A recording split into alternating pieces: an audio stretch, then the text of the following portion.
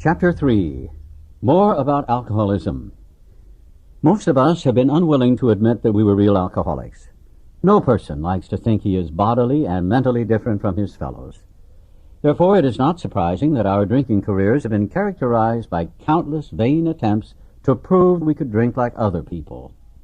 The idea that somehow, someday, he will control and enjoy his drinking is the great obsession of every abnormal drinker. The persistence of this illusion is astonishing. Many pursue it to the gates of insanity or death. We learned that we had to fully concede to our innermost selves that we were alcoholics. This is the first step in recovery. The delusion that we are like other people, or presently may be, has to be smashed. We alcoholics are men and women who have lost the ability to control our drinking. We know that no real alcoholic ever recovers control. All of us felt at times that we were regaining control, but such intervals, usually brief, were inevitably followed by still less control, which led in time to pitiful and incomprehensible demoralization. We are convinced to a man that alcoholics of our type are in the grip of a progressive illness. Over any considerable period, we get worse, never better. We are like men who have lost their legs. They never grow new ones. Neither does there appear to be any kind of treatment which will make alcoholics of our kind like other men. We have tried every imaginable remedy. In some instances there has been brief recovery, followed always by a still worse relapse. Physicians who are familiar with alcoholism agree there is no such thing as making a normal drinker out of an alcoholic. Science may one day accomplish this, but it hasn't done so yet. Despite all we can say, many who are real alcoholics are not going to believe they are in that class. By every form of self-deception and experimentation, they will try to prove themselves exceptions to the rule, therefore non-alcoholic. If anyone who is showing inability to control his drinking can do the right-about face and drink like a gentleman, our hats are off to him. Heaven knows we've tried hard enough and long enough to drink like other people. Here are some of the methods we have tried.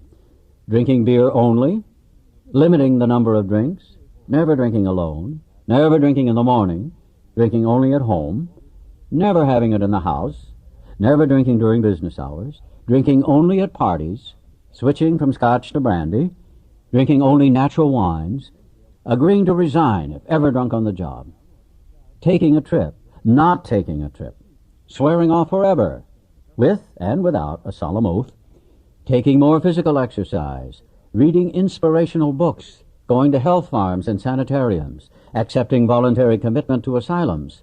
We could increase the list ad infinitum. We do not like to pronounce any individual as alcoholic, but you can quickly diagnose yourself. Step over to the nearest barroom and try some controlled drinking. Try to drink and stop abruptly. Try it more than once. It will not take long for you to decide if you are honest with yourself about it. It may be worth a bad case of jitters if you get a full knowledge of your condition. Though there is no way of proving it, we believe that early in our drinking careers, most of us could have stopped drinking. But the difficulty is that few alcoholics have enough desire to stop while there is yet time. We have heard of a few instances where people who showed definite signs of alcoholism were able to stop for a long period because of an overpowering desire to do so. Here is one. A man of 30 was doing a great deal of spree drinking. He was very nervous in the morning after these bouts and quieted himself with more liquor. He was ambitious to succeed in business, but saw that he would get nowhere if he drank at all. Once he started, he had no control whatever. He made up his mind that until he had been successful in business and had retired, he would not touch another drop. An exceptional man, he remained bone dry for 25 years and retired at the age of 55 after a successful and happy business career. Then he fell victim to a belief which practically every alcoholic has, that his long period of sobriety and self-discipline had qualified him to drink as other men. Out came his carpet slippers and a bottle. In 2 months he was in a hospital, puzzled and humiliated. He tried to regulate his drinking for a while, making several trips to the hospital meantime. Then, gathering all his forces, he attempted to stop altogether and found he could not.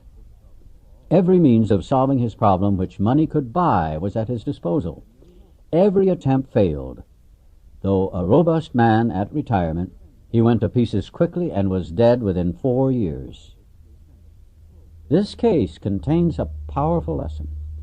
Most of us have believed that if we remained sober for a long stretch, we could thereafter drink normally. But here is a man who at 55 years found he was just where he had left off at 30. We have seen the truth demonstrated again and again. Once an alcoholic, always an alcoholic. Commencing to drink after a period of sobriety, we are in a short time as bad as ever. If we are planning to stop drinking, there must be no reservation of any kind, nor any lurking notion that someday we will be immune to alcohol. Young people may be encouraged by this man's experience to think that they can stop, as he did, on their own willpower. We doubt if many of them can do it, because none will really want to stop, and hardly one of them, because of the peculiar mental twist already acquired, will find he can win out. Several of our crowd, men of 30 or less, have been drinking only a few years, but they found themselves as helpless as those who have been drinking 20 years. To be gravely affected, one does not necessarily have to drink a long time, nor take the quantities some of us have. This is particularly true of women. Potential female alcoholics often turn into the real thing and are gone beyond recall in a few years.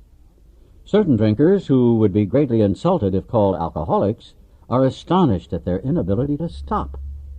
We who are familiar with the symptoms see large numbers of potential alcoholics among young people everywhere, but try and get them to see it. A footnote here makes this clarification. True, when this book was first published, but a 1977 membership survey in the U.S. and Canada showed 11% of AAs were 30 and under. As we look back, we feel we had gone on drinking many years beyond the point where we could quit on our willpower. If anyone questions whether he has entered this dangerous area, let him try leaving liquor alone for 1 year. If he's a real alcoholic and very far advanced, there is scant chance of success. In the early days of our drinking, we occasionally remained sober for a year or more, becoming serious drinkers again later. Though you may be able to stop for a considerable period, you may yet be a potential alcoholic.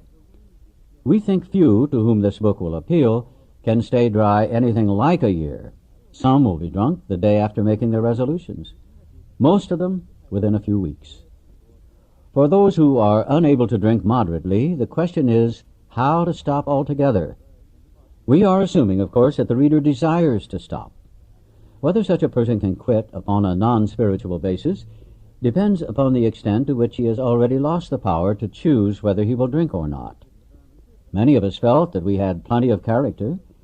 There was a tremendous urge to cease forever, yet we found it impossible. This is the baffling feature of alcoholism as we know it, this utter inability to leave it alone, no matter how great the necessity or the wish. How then shall we help our readers determine to their own satisfaction whether they are one of us? The experiment of quitting for a period of time will be helpful, but we think we can render an even greater service to alcoholic sufferers and perhaps to the medical fraternity.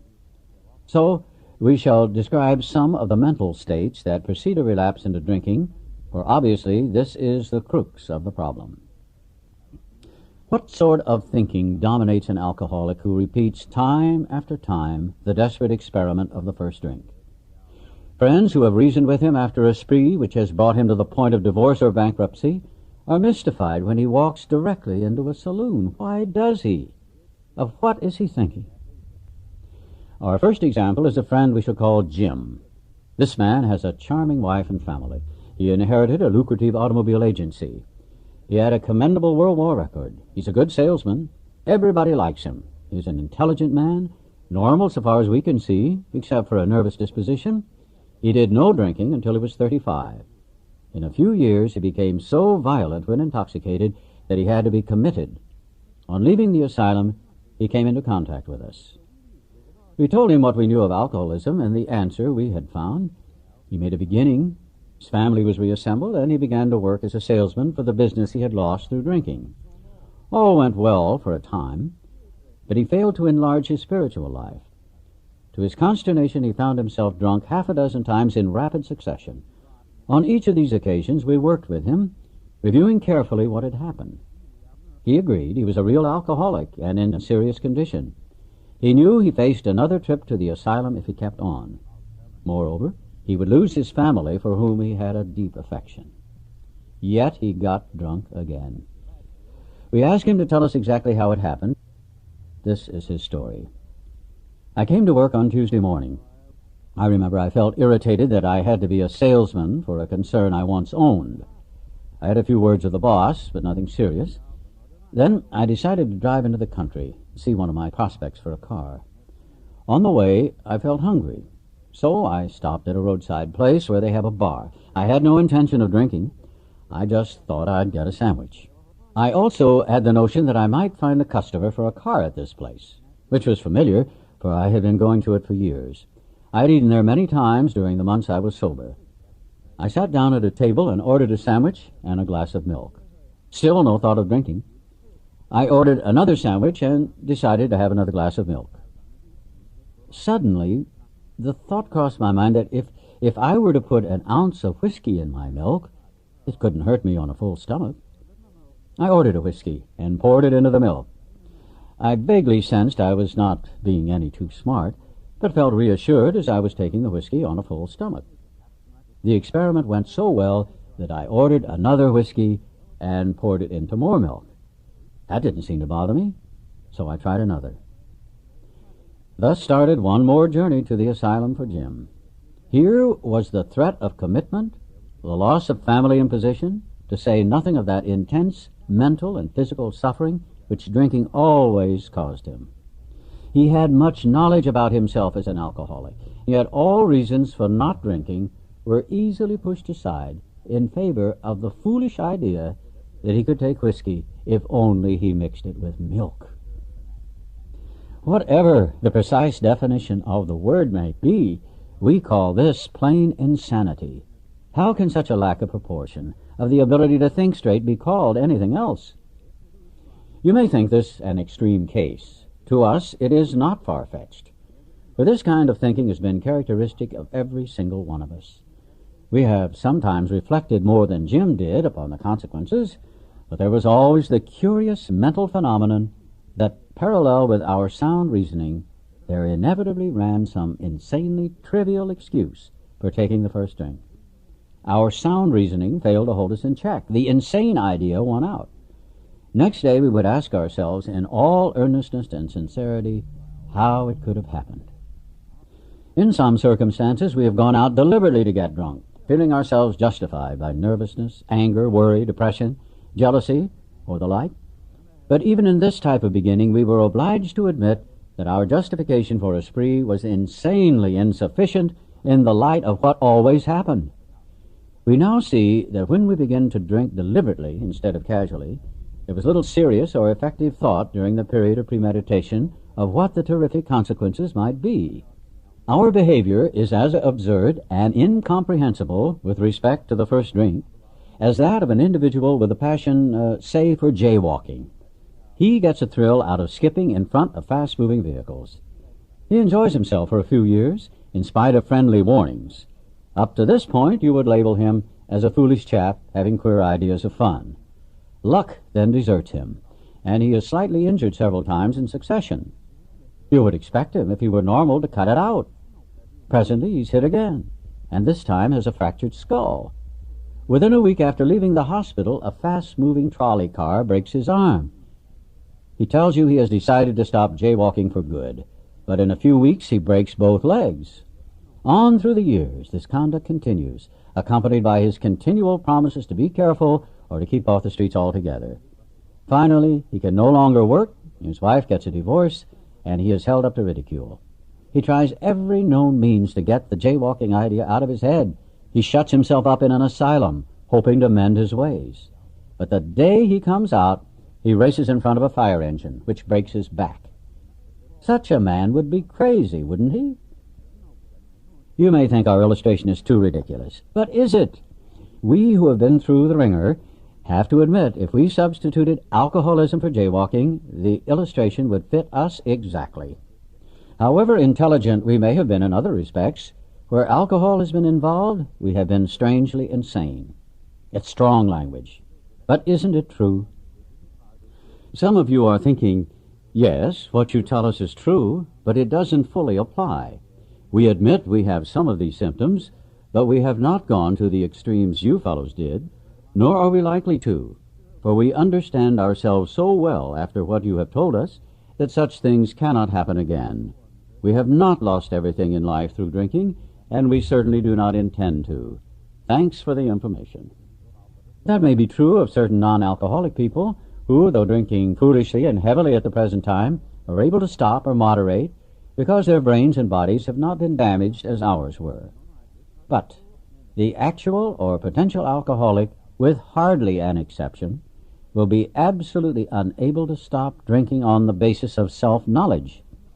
This is a point we wish to emphasize and re-emphasize, to smash home upon our alcoholic readers as it has been revealed to us out of bitter experience.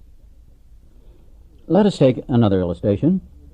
Fred is a partner in a well-known accounting firm. His income is good, he has a fine home, is happily married, and the father of promising children of college age. He has so attractive a personality that he makes friends with everyone.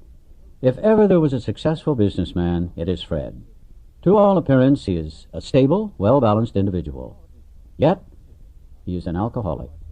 We first saw Fred about a year ago in a hospital, where he had gone to recover from a bad case of jitters. It was his first experience of this kind, and he was much ashamed of it. Far from admitting he was an alcoholic, he told himself he came to the hospital to rest his nerves. The doctor intimated strongly that he might be worse than he realized. For a few days he was depressed about his condition. He made up his mind to quit drinking altogether. It never occurred to him that perhaps he could not do so, in spite of his character and standing. Fred would not believe himself an alcoholic, much less accept a spiritual remedy for his problem. We told him what we knew about alcoholism. He was interested and conceded that he had some of the symptoms, but he was a long way from admitting that he could do nothing about it himself. He was positive that this humiliating experience, plus the knowledge he had acquired, would keep him sober the rest of his life. Self-knowledge would fix it. We heard no more of Fred for a while. One day we were told that he was back in the hospital. This time he was quite shaky. He soon indicated he was anxious to see us. The story he told is most instructive, for here was a chap absolutely convinced he had to stop drinking, who had no excuse for drinking, who exhibited splendid judgment and determination in all his other concerns, yet was flat on his back nevertheless. Let him tell you about it. I was much impressed with what you fellows said about alcoholism, and I frankly did not believe it would be possible for me to drink again. I rather appreciated your ideas about the subtle insanity which precedes the first drink, but I was confident it could not happen to me after what I had learned.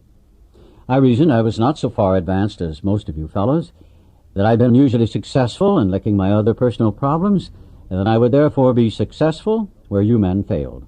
I felt I had every right to be self-confident, that it would be only a matter of exercising my willpower and keeping on guard. In this frame of mind, I went about my business, and for a time, all was well. I had no trouble refusing drinks, and began to wonder if I had not been making too hard work of a simple matter. One day I went to Washington to present some accounting evidence to a government bureau. I had been out of town before, during this particular dry spell, so there was nothing new about that. Physically, I felt fine. Neither did I have any pressing problems or worries. My business came off well. I was pleased, and knew my partners would be too. It was the end of a perfect day. Not a cloud on the horizon. I went to my hotel and leisurely dressed for dinner. As I crossed the threshold of the dining room, the thought came to mind that it would be nice to have a couple of cocktails with dinner. That was all, nothing more. I ordered a cocktail and my meal. And then I ordered another cocktail. After dinner, I decided to take a walk. When I returned to the hotel, it struck me a highball would be fine before going to bed. So I stepped into the bar and had one. I remember having several more that night, and plenty next morning. I have a shadowy recollection of being in an airplane bound for New York and of finding a friendly taxicab driver at the landing field instead of my wife. The driver escorted me about for several days. I know little of where I went or what I said and did. Then came the hospital with unbearable mental and physical suffering. As soon as I regained my ability to think, I went carefully over that evening in Washington. Not only had I been off guard, I had made no fight whatever against the first drink. This time I had not thought of the consequences at all. I had commenced to drink as carelessly as though cocktails were ginger ale. I now remembered what my alcoholic friends had told me, how they prophesied that if I had an alcoholic mind, the time and place would come. I would drink again. They had said that though I did raise a defense, it would one day give way before some trivial reason for having a drink. Well, just that did happen and more. For what I learned of alcoholism did not occur to me at all. I knew from that moment that I had an alcoholic mind. I saw that willpower and self-knowledge would not help in those strange mental blank spots. I had never been able to understand people who said that a problem had them hopelessly defeated. I knew then it was a crushing blow. 2 of the members of Alcoholics Anonymous came to see me. They grinned, which I didn't like so much, and then asked me if I thought myself alcoholic and if I were really licked this time. I had to concede both propositions. They piled on me heaps of evidence to the effect that an alcoholic mentality, such as I had exhibited in Washington, was a hopeless condition. They cited cases out of their own experience by the dozen. This process snuffed out the last flicker of conviction that I could do the job myself. Then they outlined the spiritual answer and program of action which 100 of them had followed successfully. Though I had been only a nominal churchman, their proposals were not intellectually hard to swallow, but the program of action, though entirely sensible, was pretty drastic. It meant I would have to throw several lifelong conceptions out the window. That was not easy. But the moment I made up my mind to go through with the process, I had the curious feeling that my alcoholic condition was relieved, as, in fact, it proved to be. Quite as important was the discovery that spiritual principles would solve all my problems.